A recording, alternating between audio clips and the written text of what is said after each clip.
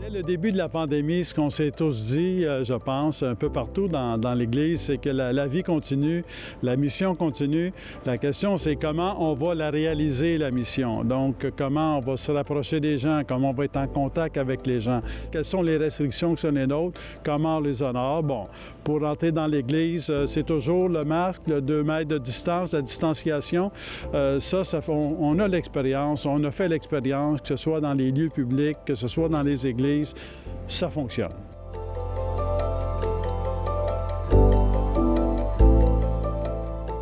Ça, c'est vraiment ce qui est comme la base parce que ça fait ses preuves, ces mesures-là.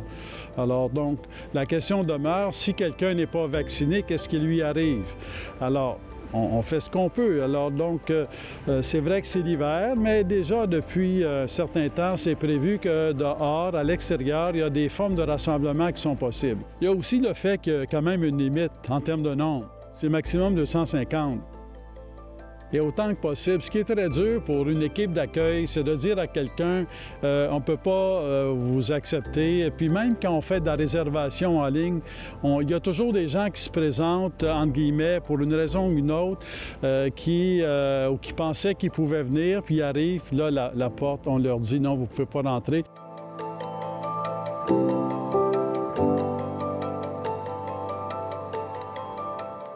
À ce moment-là, on veut leur offrir une option. Et ici, comme on a un stationnement, on est en mesure d'offrir une option.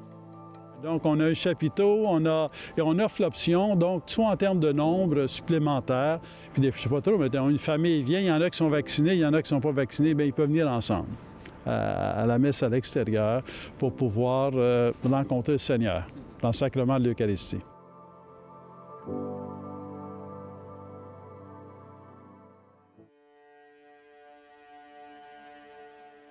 Bien, moi, je suis un peu comme le surnuméraire, dans le sens qu'il y a une équipe à la cathédrale, puis eux, ils sont organisés pour les messes dans la cathédrale. Alors, j'ai la messe de minuit à l'intérieur même de la cathédrale, mais je vais pouvoir servir donc dans le stationnement et avec plaisir.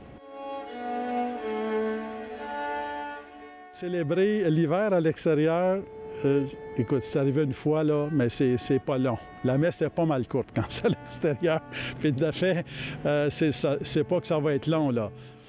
En tout cas, ça m'a fait sortir mon linge de ski que j'avais pas mis depuis longtemps. Fait que, mais que j'avais gardé au cas où.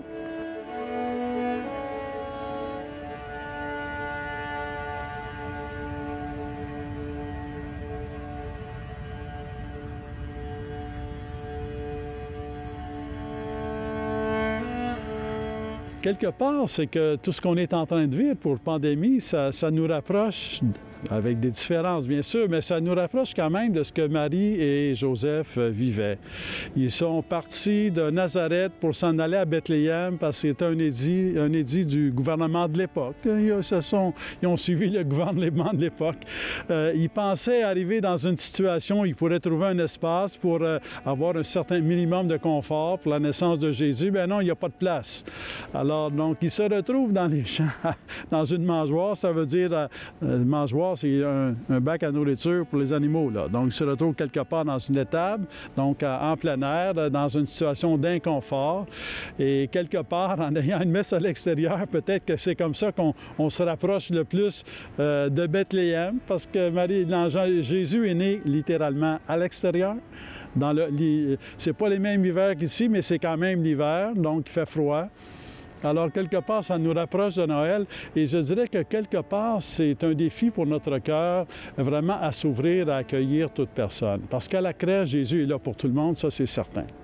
Que l'on vienne d'un autre pays, d'un autre continent ou d'une forme de périphérie, Jésus il est là pour tout le monde, donc c'est ça qu'on essaie de vivre.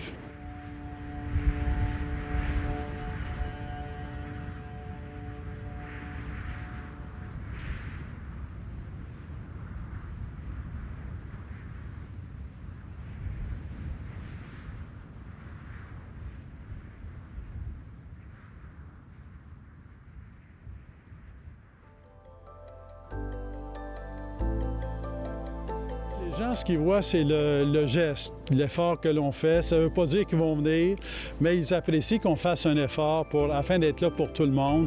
Avec, encore une fois, nous, on assume les restrictions qui sont là parce qu'on a un combat à mener contre la pandémie. On veut le mener ensemble. On a une certaine marge de manœuvre à l'intérieur de laquelle on fait nos efforts pour rester en contact avec les gens et vraiment leur communiquer qu'on les porte toujours dans notre cœur et qu'on leur tend la main.